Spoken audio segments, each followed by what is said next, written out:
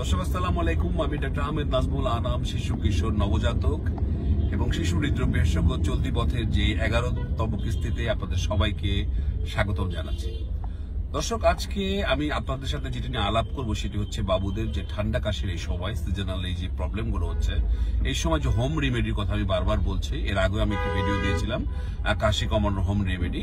আজকে আমরা বিশেষ একটা মেসেজ আপনি যেটা তৈরি করবেন বাবুর বুকে এবং পিঠে মালিশ করলে, সেই মেসেজটি সিক্রেট রেসিপি আমি বলবো। এটা দিয়ে আমি যথেষ্ট ভালো উপকার পেয়েছি আমার ছোট ছোট বাবু পেশেন্টদের, এবং এগুলো বাবুকে গরম রাখবে এবং আপনারা যেটা চান বাবুর যে কফটাকে একটু তরল করে সেটাকে পটির সাহায্যে বা এই সর্দি কাশির সাহায্যে বের করে দিতে সাহায্য করবে।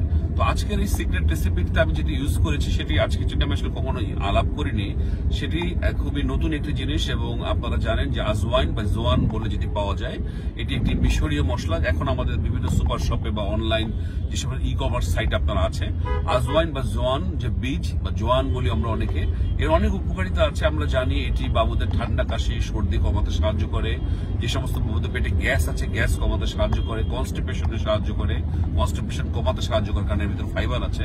এছাড়া এটা ন্যাচারাল অ্যান্টিসেপটিক এবং অ্যান্টি অক্সিডেন্ট হিসাবে কাজ করে।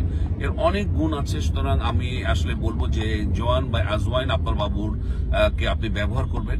আজকে আমি অবশ্য জোয়ানটাকে আমরা মালিশ হিসেবে ব্যবহার করবো, এটা খাবার হিসাবে নয়। তো সেটার জন্য যে সিক্রেট রেসিপি সেটা নিয়ে আমি যেটা আলাপ করতে যাচ্ছি সেটা হচ্ছে, এই রেসিপিটি আপনি যদি তৈরি করে ঘরে রেখে দেন, এটা আপনি অনেকদিন ইউজ করতে পারবেন। পরিষ্কার একটি জারে আপনি সংরক্ষণ করবেন। তো আমি যেটা বলতে চাই যে 1 কাপ সরিষার তেল আপনার লাগবে এর জন্য, এবং 6 থেকে 8টি রসুনের দানা এবং 1 চামচ আজওয়াইন বা জোয়ানের বীজ লাগবে বা মশলাটা লাগবে। তো আপনি প্রথমে ফ্রাইং প্যানে যে আমার সরিষার তেলটা নেব সেটা গরম করবেন।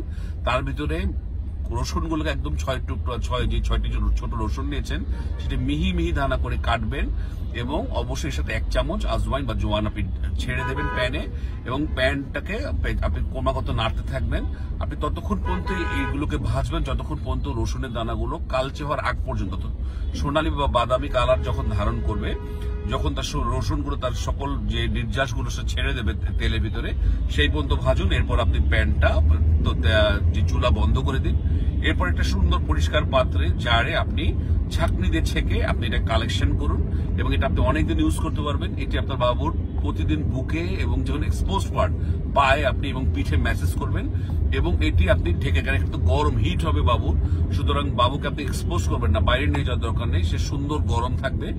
সুতরাং আমরা বলবো এই জিনিসগুলো খুব অযাচিত দরকার নেই। যখন আপনার বাবুর ঠান্ডা কাশি থাকবে তখনই আপনি ব্যবহার করবেন, কারণ এই জিনিসটা আপনার বাবুকে হিট রাখতে সাহায্য করবে। এই শীতের এই সময় আমি মনে করছি এই সিক্রেট যে রেসিপি, যেটি মালিশ হিসাবে, এটা খাবার জন্য নয়, আপনার বাবুর যে ঠান্ডা কাশিতে আরাম দেওয়ার জন্য তার একটা সুদিং ইফেক্ট হবে, এবং তার যে কফটা আমরা যেটা চাই দ্রবীভূত হয়ে তার পটি বা পায়খানার সাথে এগুলো বের হয়ে যেতে সাহায্য করবে। দর্শক, আমি মনে করছি আজওয়াইন বা জোয়ানের যে উপকারিতা রয়েছে সেটা সম্বন্ধে পরবর্তী আমি আরেকটা পরে ভিডিও দেবো।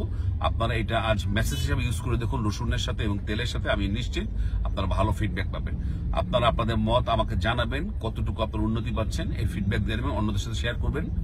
আজ এ পর্যন্তই। পরবর্তী নতুন কোনো টপিক নিয়ে আবারও হাজির হবো। সেই পর্যন্ত বরাবরের মতোই আল্লাহ হাফেজ।